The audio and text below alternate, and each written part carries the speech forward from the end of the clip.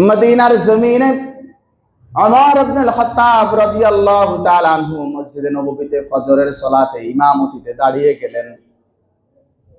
ওই মদিনার একজন ইহুদি মাজুসি ছিল।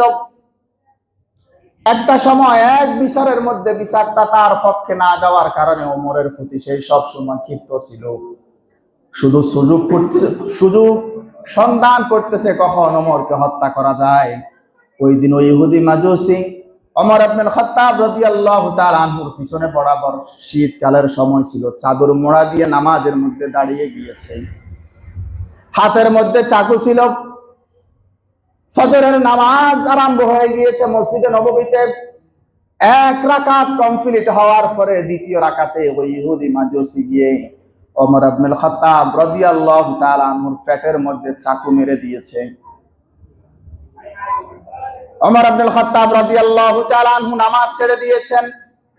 পিছন থেকে একজনকে টান দিয়ে নামাজের মধ্যে দাঁড় করিয়ে দিয়েছেন। মসজিদে নববীতে ফজরের সালাত কমপ্লিট হয়ে গিয়েছে। ওমর ইবনে খাত্তাব রাদিয়াল্লাহু তাআলা আনহু বেহুশ হয়ে গিয়েছে। এত জোরে অস্ত্রের আঘাত করেছে, খাবার দিলে খাবার পর্যন্ত বের হয়ে যায়, এগুলো টেকে না। ওমর ইবনে খাত্তাব রাদিয়াল্লাহু তাআলা আনহুর যখন হুঁশ আসলো, হুঁশ আসার সঙ্গে সঙ্গে কে আমাকে ছুরি মেরেছে, কোন ব্যক্তি মেরেছে, তাকে ধরেছে কিনা, তাকে মেরেছে কিনা, এগুলো কিচ্ছু জিজ্ঞাসা করে নাই। সর্বপ্রথম যে বাক্যটা বলেছেন, এই বাক্যটা হলো এই মসজিদে নববীতে আমার ইমামতিতে ফজরের নামাজ শুরু হয়েছে, এক রাকাত নামাজ আমি কমপ্লিট করেছি, বাকি এক রাকাত নামাজ তোমরা কমপ্লিট করছো কিনা আগে এটা বলো আমাকে।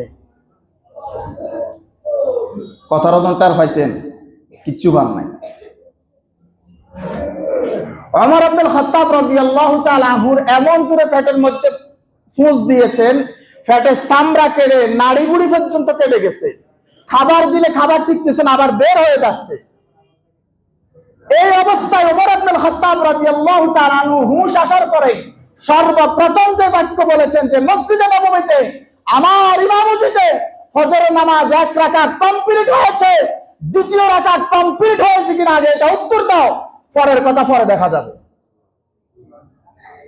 আর আপনারা সামান্য ফিটের মধ্যে চিমটি একটা দিলেও তো অবস্থা খারাপ। শুধু এতটুকু না, মশা একটা পায়ের মধ্যে উঠলে এমনি পা দিলে মারে।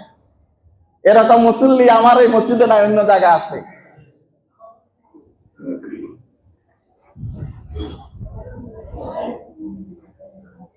নামাজ তারা গুরুত্ব বুঝেছেন, আল্লাহ মর্যাদাও দান করেছে।